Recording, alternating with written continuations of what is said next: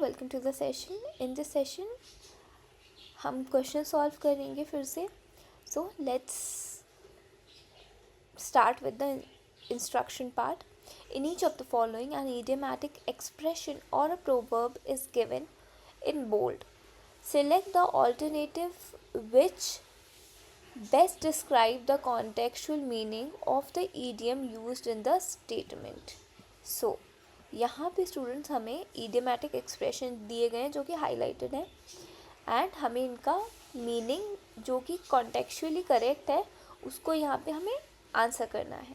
Okay, so in each of the question number 1, thought she would be upset but she just took it on the chin and moved on with her work. तो students यहाँ पे क्या हो रहा है, यहाँ पर हम बात कर रहे हैं एक इडियोमैटिक फ्रेज़ की जो कि है took it on the chin. अब इसका मतलब क्या होता है? Took it on the chin का मतलब होता है कि आपने कोई भी हार्डशिप को एक्सेप्ट किया है, डिफ़ीट को एक्सेप्ट किया है या क्रिटिसिज्म को एक्सेप्ट किया है एंड आपने उसका रिस्पॉन्स विदाउट एनी कंप्लेन किया है और ब्रेवरी के साथ किया है. ठीक है, so let's go through our options. इसका गॉट इनटू अ फाइट, जब हमने इसका भी मतलब देखा took into a fight without any complain, तो कंप्लेन ही नहीं है तो फाइट भी नहीं होगी. Took the blame for something she didn't do, ऐसा कोई कॉन्टेक्स्ट नहीं है हमारे पास. Accept a difficult situation without complaining, yes, जो हमारा थर्ड ऑप्शन है यहाँ पे ये करेक्ट है. आर्ग्यूइंग एंड प्रोटेक्टिंग, नहीं, ऐसा कुछ नहीं है, प्रोटेस्ट नहीं कर रहे हैं, विदाउट एनी कंप्लेन करा जाता है इसको ब्रेवरी के साथ. तो जो हमारा सबसे सूटेबल ऑप्शन है वो है option number 3. Now let's move to question number 2. Manager sudden resignation really threw a wrench in the works, delaying the launch by several weeks. तो स्टूडेंट जैसे कि आप स्टेटमेंट में देख रहे हैं कि मैनेजर का जो सडन रेजिग्नेशन है उसने क्या किया है, एक प्रॉब्लम को इंट्रोड्यूस कर दिया गया है, एक डिस्ट्रप्शन हो गया है एक स्मूथ प्रोसेस के अंदर. ठीक है, क्योंकि एक लॉन्च होने वाला था बट वो लॉन्च अब डिले होगा बाय सेवरल वीक्स, क्योंकि अब यहाँ पर हमें कुछ प्रॉब्लम फेस करने को मिलेंगी ड्यू टू मैनेजर के सडन रेजिग्नेशन से. ठीक है, तो through a wrench in the work मतलब कोई डिसरप्शन लाना या कोई इंट्रोडक्शन होना किसी प्रॉब्लम का एक स्मूथ प्रोसेस में. Helping speed up the process, ये तो नहीं होगा क्योंकि ऑब्स्टिकल है और हमारा लॉन्च डिले हो रहा है, ये तो आपको पहले ही समझ जाना चाहिए. Cause an unexpected problem or obstacle, yes, this is the correct option. Made the team very excited, no. Created a detailed plan, no. And none of these is also a no for this answer. The correct answer is caused an unexpected problem or obstacle. Now let's move to question number 3. Despite their long standing rivalry, the two politician leaders really decided to bury the hatchet and work together for the country's welfare.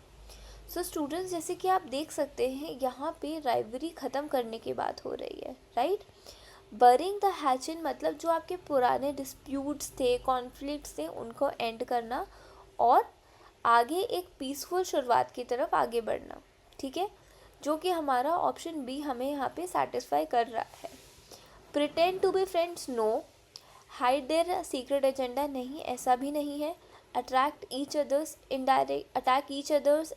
Indirectly, नहीं, ये भी नहीं है. हमारा जो सबसे सही answer है वो है end their conflict and make peace. Okay, now let's move to question number 4. Bark up the wrong tree. Bark up the wrong tree का मतलब क्या होता है स्टूडेंट्स? यहाँ पे इस ईडियम का मतलब होता है कि आपको कोई रॉन्ग अजम्पशन हो गया है या आपने किसी पर्सन पे रॉन्ग एक्यूजेशन लगा दिया है या आपने कोई चीज़ मिस्टेकनली या मिसगाइड होकर कोई एक्शन लिया है. ठीक है, सो यहाँ पे जैसे कि हम बता रहे हैं bark on the wrong tree, इसका जो करेक्ट ऑप्शन है वो क्या होगा? Let's find out. Call out the right fault, no. Choose the right person, नहीं, यहाँ पे हम गलती की बात कर रहे हैं. Blame the wrong source, yes, this is the correct. Ignore the real issue, नहीं, इग्नोर नहीं कर रहे हैं, यट यहाँ पे हम गलती से एक गलत सोर्स को ब्लेम कर दे रहे हैं. तो जो हमारा ऑप्शन है यहाँ पे हमारा ऑप्शन सी है. Now let's move to question number 5. Know something inside out. ठीक है, इसका मतलब क्या होता है स्टूडेंट्स? इसका मतलब होता है, इस इडियम का मतलब होता है कि आप पूरी तरीके से कंप्लीटली अवेयर हैं और आपको पूरा एक थरो नॉलेज है अबाउट समथिंग. ठीक है, आप उसको इनसाइड आउट जानते हो. सो यहाँ पे इस पर्टिकुलर क्वेश्चन का सबसे सही मीनिंग क्या होगा? Learn a few quick facts नहीं, guess about something no, be unsure और कंफ्यूज नहीं. यहाँ पे हम बात करें परफेक्ट और डीप नॉलेज की. अंडरस्टैंड समथिंग वेल, ये हमारा करेक्ट ऑप्शन है. आस्क अदर फॉर हेल्प नहीं.